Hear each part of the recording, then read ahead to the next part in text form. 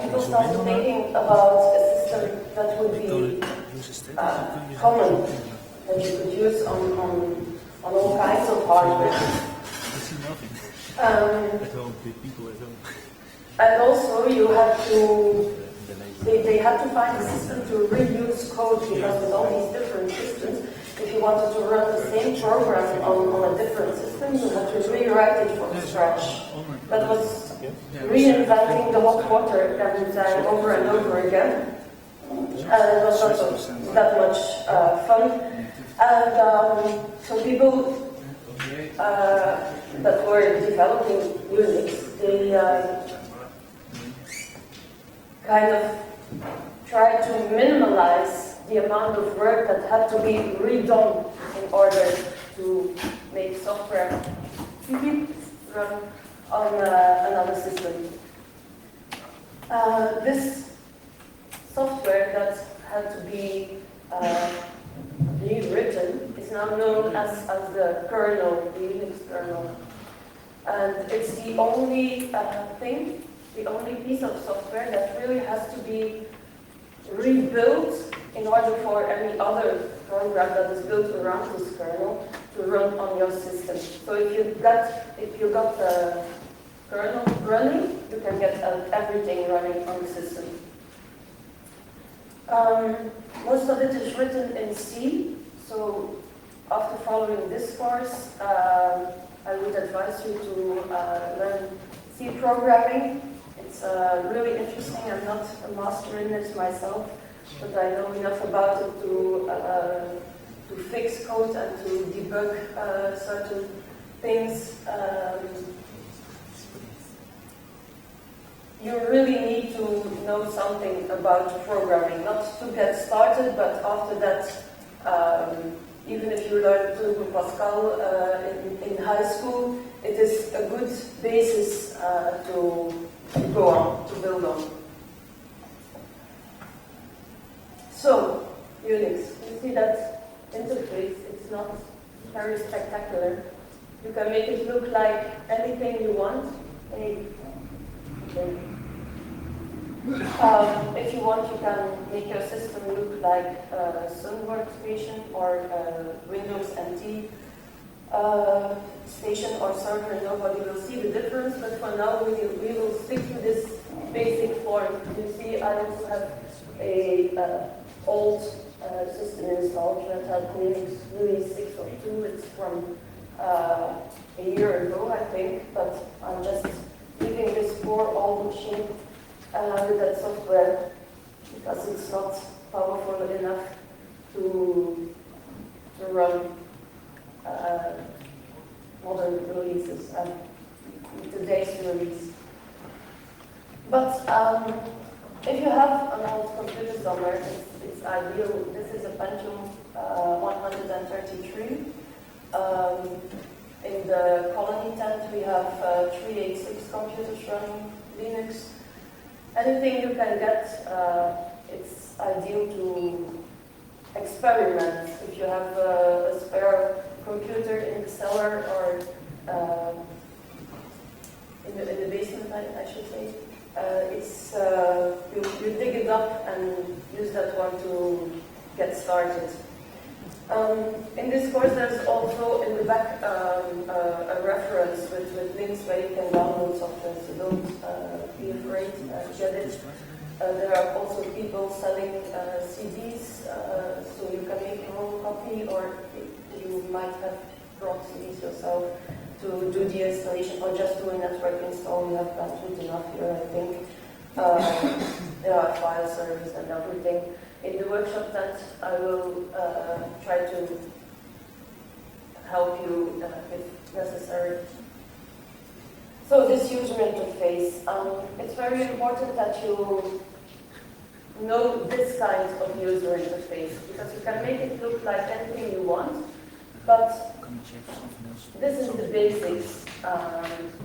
If you have to work on a remote system, you have to accept this form a lot of times.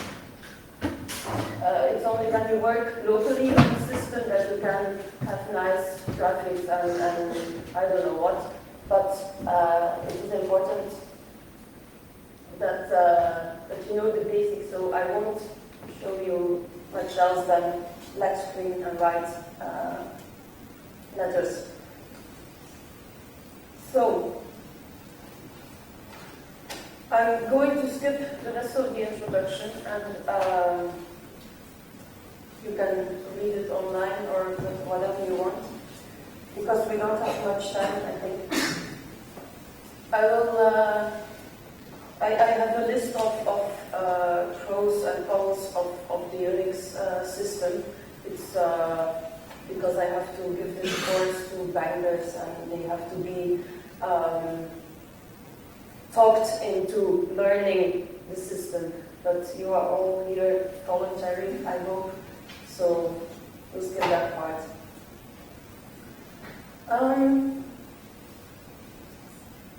Before I get to log into the system, I will briefly name some functions of an operating system. There's two that you know. The operating system is an interface between the user and the system resources. And it's also a set of programs controlling all the tasks that are run in the computer. In Unix, all these tasks and all these programs, they are just files. There's nothing else but files. They are arranged in a file system. And as I see it, there are three types of files. There's first the kernel. It's the most important file. It's only one file, and you need to start it up in order to get the system running. It's this piece of code that you need. And around the kernel is the shell. And for the rest of this course, we will talk mainly about this shell and the files around it. There are a couple of shells. You have the normal Bourne shell, which comes with every system. You should learn it. It's your anchor you need to serve and to work with any system. There are other shells: C shell, Turbo C shell, Bourne shell. What I would advise, if you are a beginner and you install Linux is as good a Unix as any other commercial product. It's even POSIX compliant, by the way. The other systems are not compliant to the system, but to the standard that Linux is. So I will talk mainly about Linux. This is between brackets. As a beginner, I would advise you to use Bash Bourne Again shell. It comes standard with most Linux installations. And for the beginner, it's the most normal shell. There are other shells. When you type something, it won't appear on the command line. You have to type escape sequences. When you want to insert something, you have to do special things. In Bash, you can work intuitively. In the course, there's an overview of all commands that you can issue in a shell, and a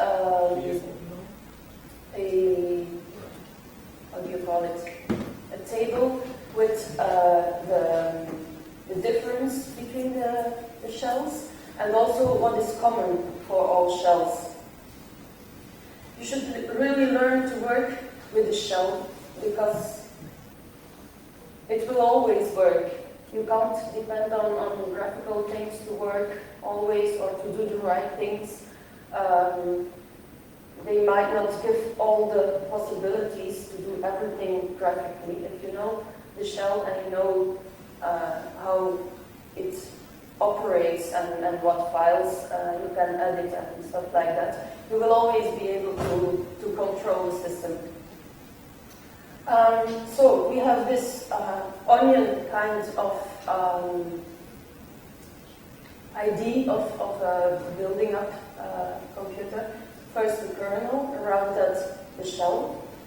The shell, in fact, is the interface between the kernel and the rest of the files.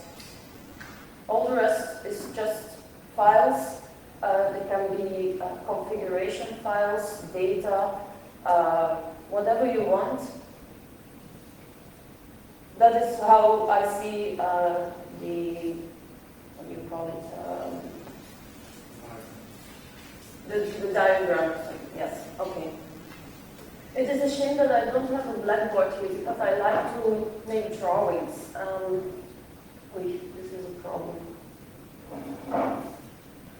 So, a quick introduction to the file system. We will log in for this. On a computer you have a username and a password to get started. We will see what else you need when we get to it. I'll just use my login and password for now and explain later on how you get them. The Unix file system is arranged in an upside down tree, like you may know it from Windows. You can also use something like a tree. But the difference is in Unix it works consistently. I will go to the top of the tree. It's called the root or the slash. It's here. And with the ls command list, you can see what's in it. It can be all kinds of things. There is no real design of how you do it, but I will give you an overview of the possibilities that you can get when you type the list command at the root of the directory tree. It's important that you know what is where to find your way in the system. So the root is the most important place to get started. What do we have there? Bin directory. This is the binaries, the programs for users are located. We can also work like this. These are all the user programs. I will discuss them later on because we don't have much time. If you want to find out something about a program, you can issue the man command of manual. For instance, man cp copy. It tells you what every command does. If you need to know something, reading manuals is something that you will do a lot of the time, especially when you get started. It is really advisable to read it. There's first of all the name of the program, how to use it, short description of all the options that you can give, who has written it, where you can report bugs, and copyright on a Linux system is mostly free software through open source, so you can use it for everything you want. And there is also info about other commands with the C also. If the command is related to other commands, you will get a list which other manuals you can read. So, that is in short for the binary directory. What do we have then? A boot directory. This can also be called kernel, /kernel, or it doesn't really have to be there, but on most systems there will be a separate directory to put the kernel in and some kernel configuration files. In this boot directory we have VM Linux. This is the kernel that I am running for the moment. It might be called kernel or whatever. There's a lot of other names on other Unix systems. We will leave kernels for now because it's an advanced topic. I want to be just ls. What else do we have? A devices directory. In the devices there's an entry for everything that can be attached to the system. I will show you a list, but it's rather long. So I will pipe it through more. Piping is a command that is often used in Unix. I will tell you more about it in the workshop. You see, for instance, def audio. It is easy what it means. Def CUA are the serial ports, for instance. We have a lot of garbage. Def FD, floppy disk. Def HD, etc. All the hard disks. If you have SCSI disk, it's called Def SD and a letter. Other interesting things. Yes, you can run Telephone Central on Linux. You see this with all these ISDN entries. DevBD. Look around in it and try to find out. There's also, for a lot of entries, a manual page. What else do we have in the root directory? An etc directory. It contains the system configuration files, everything about how the system should start up, what hardware should be addressed, what network configuration you need. It's all in etc. Also configuration of network services, of mail, DHCP, everything in etc. In the root directory, we also have a home directory. In this particular setup, it's in light blue.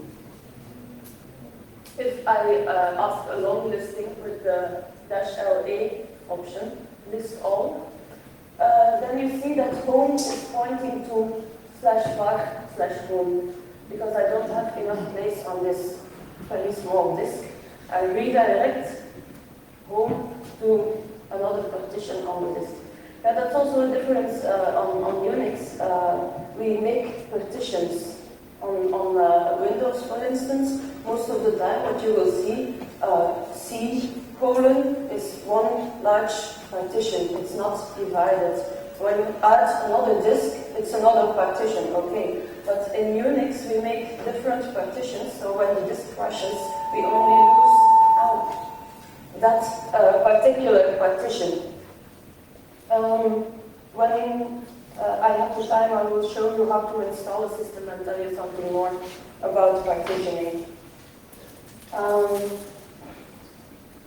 Home, of course, I didn't tell what it is for, but all the home directories are stored here. Every user has his own place on the system, and personal data are in the /home directory. On some systems, it is /users or /export/home, but home most of the time will point to somewhere sensible.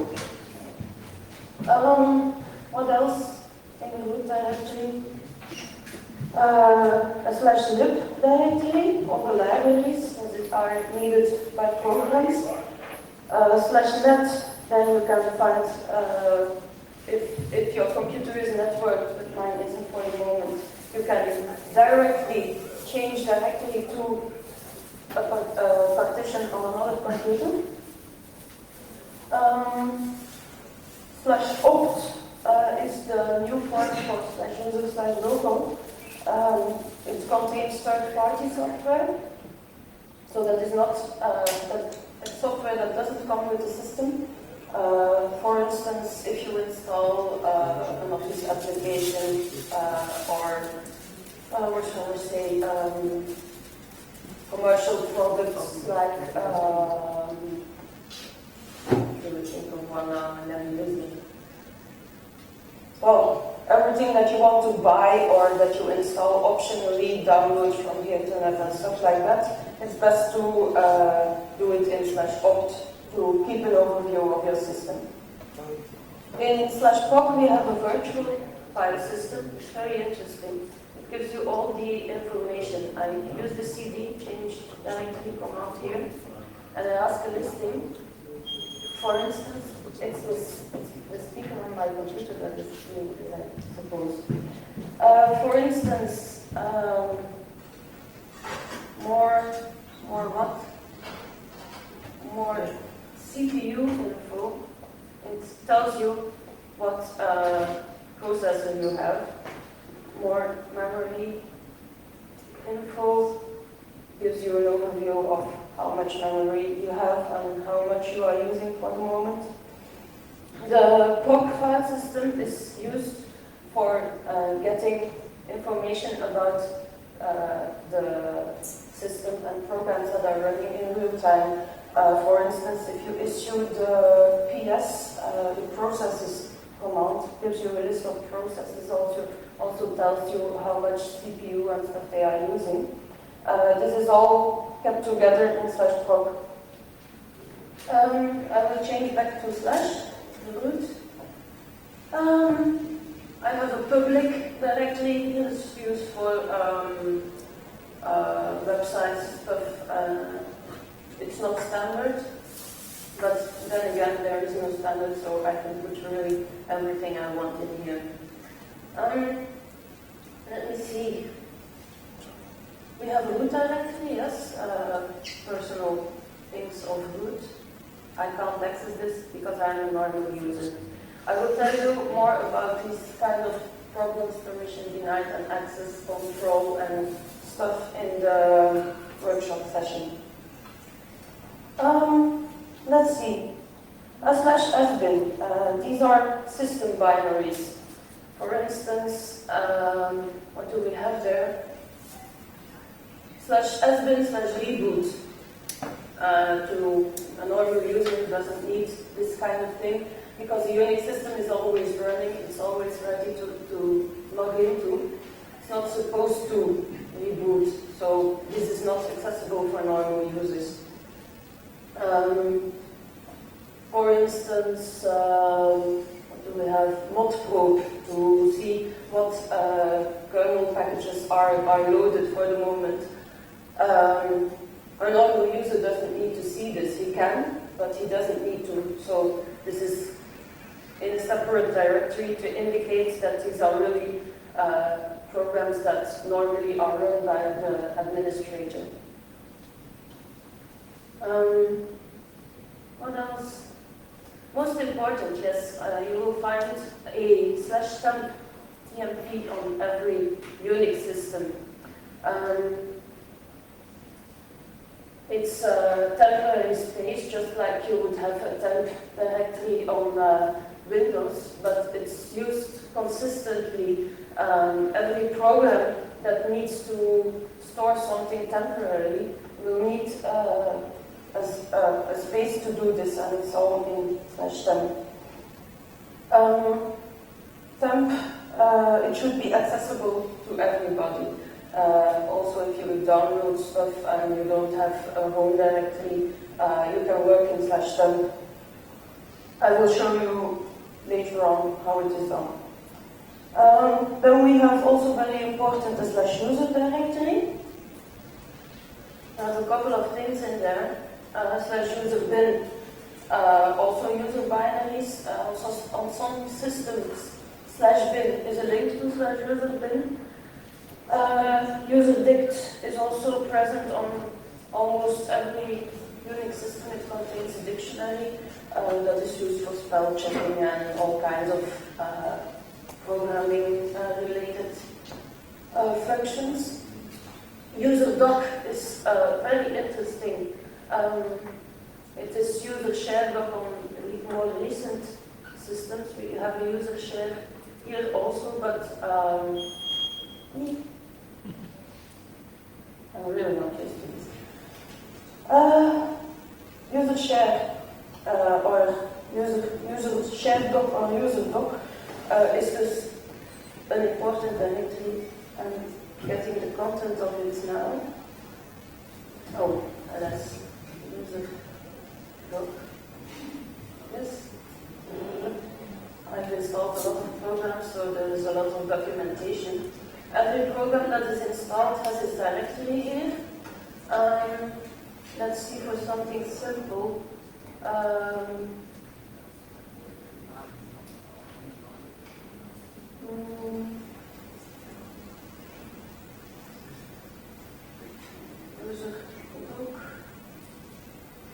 the audio mixer. Here you find all documentation. You need me to do everything you want. If you have a problem and you can't find the answer in the man pages, this is the next place to look for information. Do we have everything? No, not yet. We also have /var directory on most systems. These are also temporary and variable files. What is not listed here is the swap space. Swap space is virtual memory. It's memory on disk. If you need more memory than you have, a Unix system won't crash. It won't tell you to close some applications in order to start a new one. The Unix system just uses the swap space to make a copy of the real memory on disk, and then there's free memory available. You should always have double amount of the double of the amount of memory that you have in swap for a normal working system. You won't easily have problems then. Are there any questions for the moment? No? I'm not boring you so much.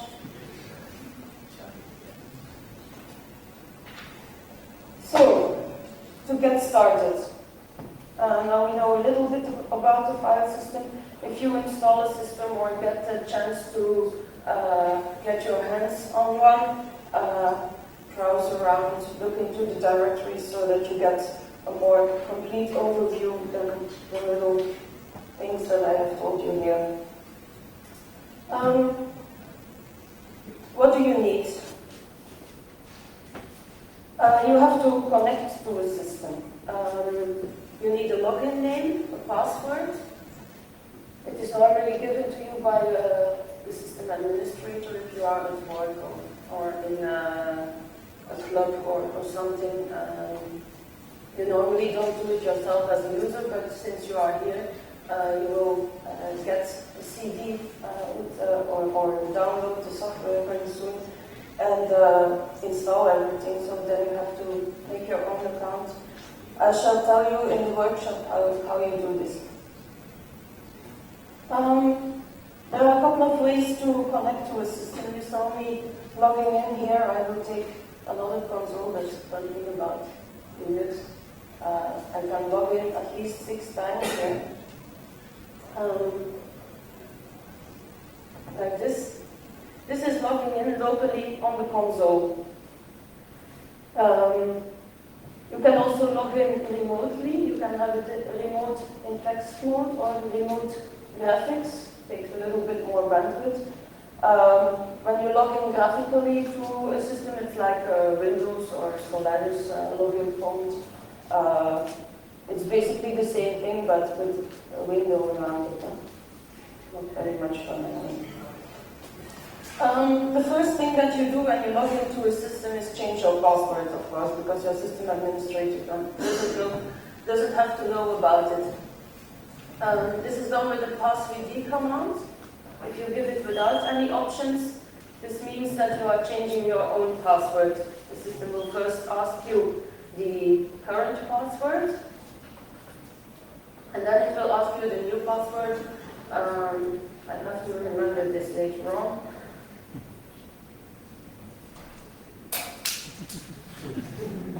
It's too simple. Trick. This is basic Linux security. Computer helps you with it. Something more difficult then.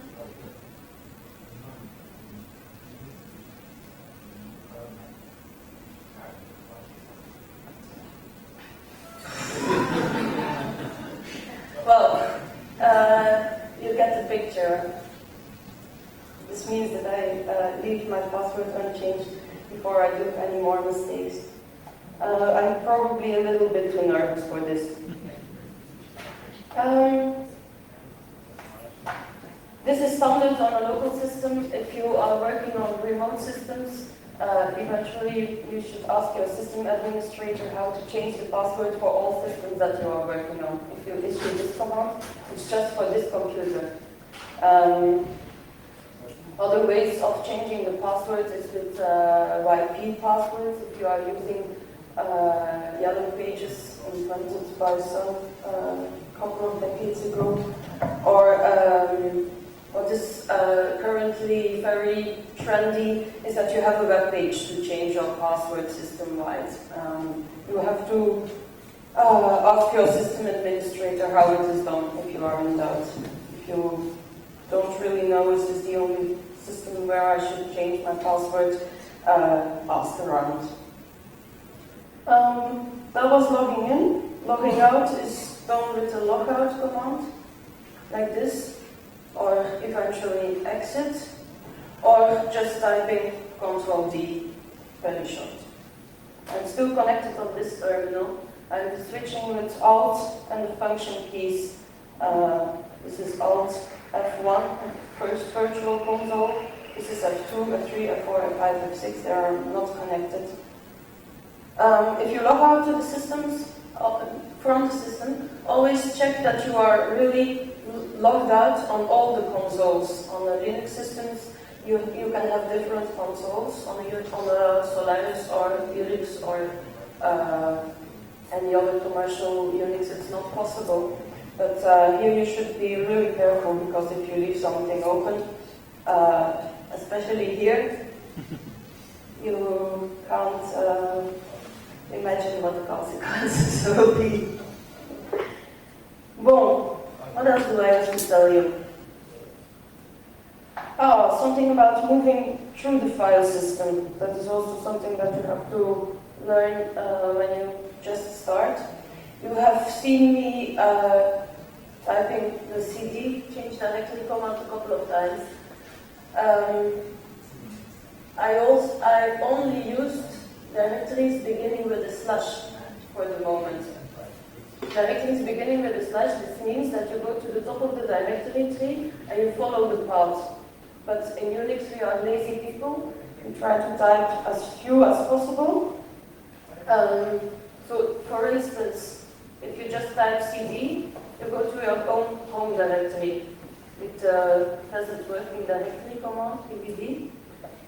You can see where you are in the system. If I want to change one directory up, I do cd space dot and one up. These are the other users on the system.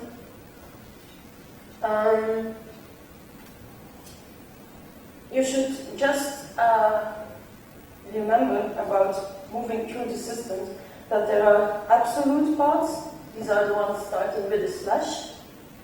You can't miss with these. If it starts with a slash, you just go to the top of the tree and follow down. If it doesn't start with a slash, a path, it is relative to the point where you are at that moment. You can also use wildcards. For instance, what can I do?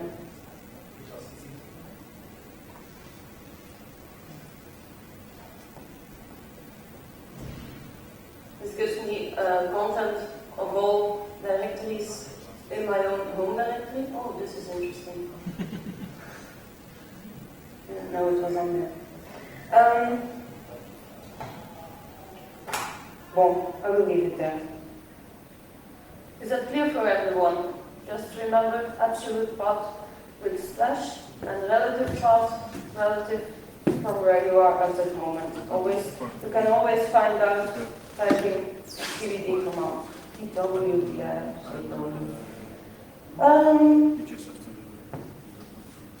That is moving through the system. That is all right if you know where things are. If you don't know where things are, first of all, there's the locate command. Locate is Linux specific. You can install it on other Unixes as well, but it comes standard with Linux. Works very simple. Locate file name. All MP3 files. Et voilà. that's where they are. You can also help on things. I will explain that later because it involves more knowledge of the shell.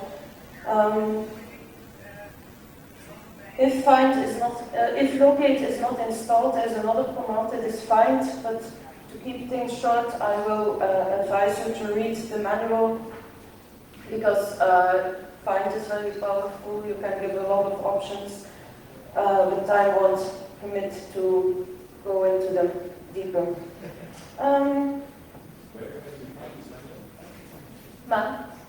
Where can you find the manual you wrote? I will put it online this evening or this afternoon in between courses. I have half an hour. Yeah, somewhere. Or I will put a link somewhere. I will also, you can contact me in the Iguana tent. So if I forget, just pull my ears. Mount Find is like this.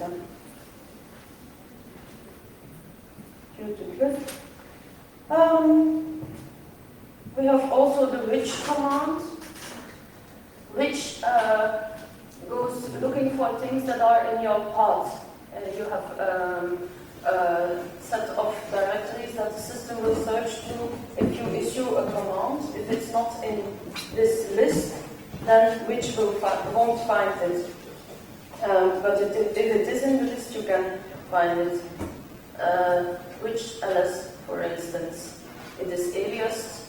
It means that I'm doing something special with ls every time that I issue the command. It is aliased to ls-color tty. This means that I have denied colors. If you don't do this, you only have white text. With the color ls, it indicates whether the file is a directory, a symlink, an executable file, just a plain text file, a link, I call them.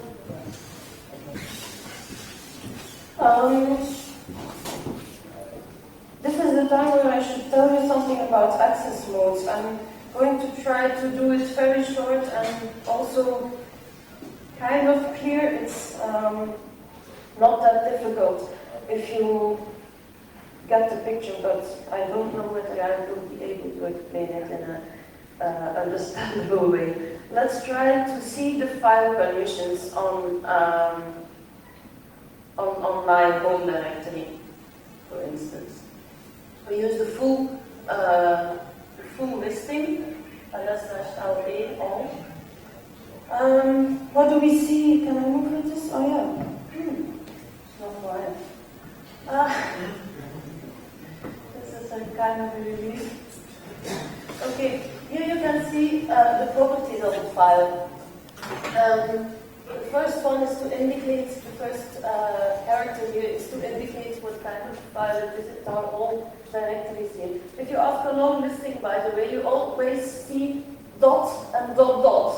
This is dot dot is the parent directory, and dot is the current directory. I will explain you later on why you need this in every directory. Now, file permissions and access modes. You have to read the rest in groups of 3. So every set of 3 characters is a permission. The first one is permission for owners of this file. The owner of this file can read it, can write it, and can execute it. The second set is for the group. If you belong to the right group, you can have, for instance, on the fixed directory, you can read and execute files. And the last set of 3 characters is for all other people. So you have yourself, the owner of the file, you have group permissions, and you have permissions for other people. It's kind of, you know, this from Windows, it's also a scheme like this.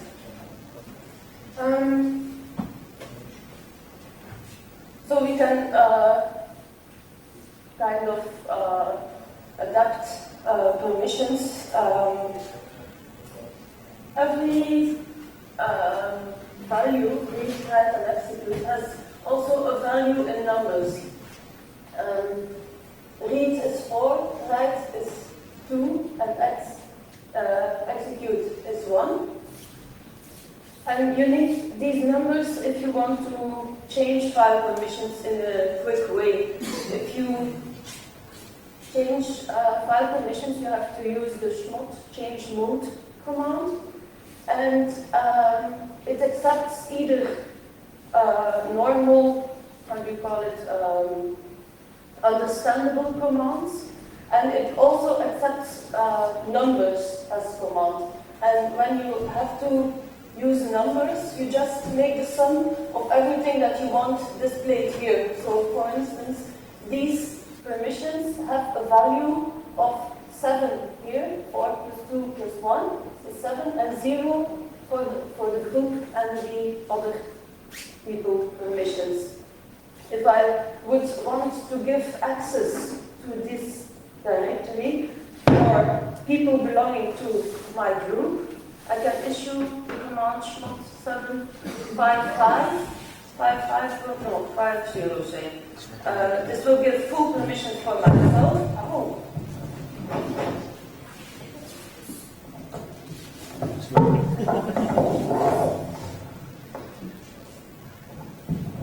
have this on tape, yes? Yeah. Okay. So, 7, everything for me.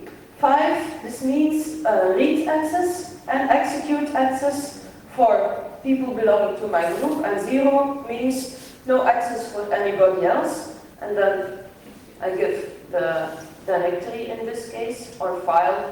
If I want to change all permissions of all the files in this directory, I would use the -R option, or excuse me, -R, like this. This will change recursively. I won't do it now because I kind of like the permissions that I have now on my home directory. In the course there's some other explications about use of the change mode command. You can see that you can easily mess up the system with this kind of setup. Everybody can change permissions on his own files, and if you have access in group or in other permissions, then you can also change other people's files. You need someone to keep the system clean, kind of an administrator, and that is the root user. You may have heard about him or her. The root, they can change everything. If you do something wrong, that's the person or the user account that can fix it. That's all very well for the outside of files. We know where they are. We know who can read them and who can execute them. But how do we read? How do we read them? I'm having a lot of trouble with this English stuff. I'm sorry. First, to get a little bit of information about the file, that is the file command. File tilde will tell me it's a directory. File user ls.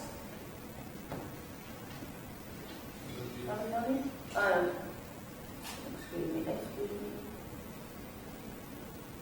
Ls gewoon. Just like that, no? No, I have to give the full path.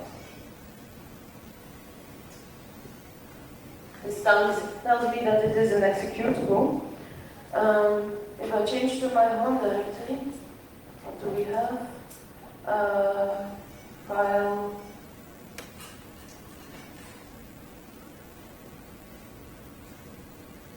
It tells me that it is an image. It also recognizes Microsoft Word and stuff, PDF, but file only gives you an educated guess It tries to read the header of a file, and from that it will try to guess what is in the file. So if you change the header of a file, you can easily mix things up. If you want to see things, contents really, I'll have to look for a file with content here. If I have the full listing, that will be more convenient.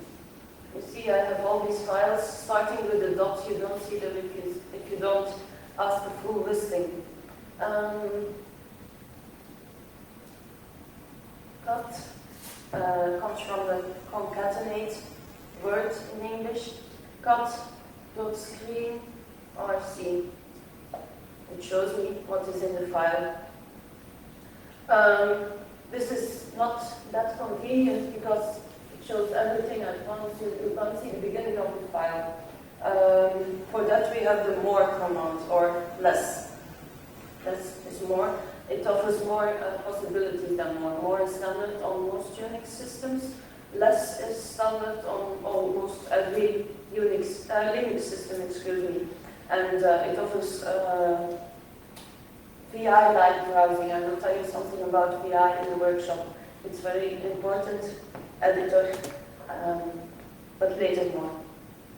Less of this file. Less.screen.rc will show me from the beginning what is in the file, and with the space bar you can navigate through it. And if you come at the end, you type Q and you have your shell back.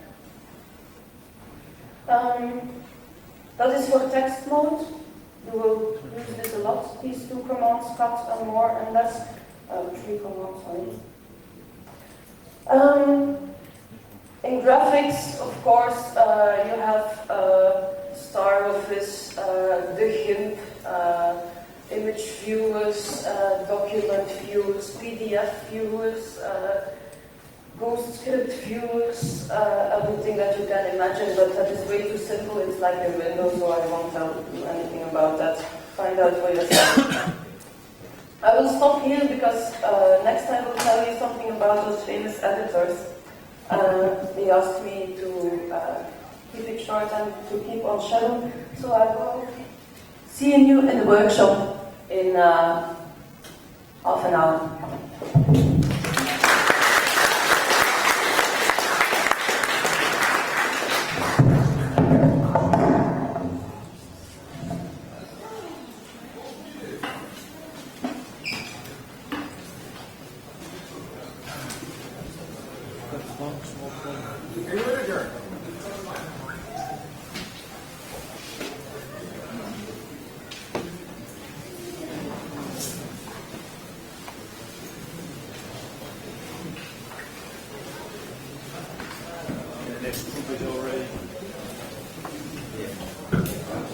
Stop the full tape now, just for a moment.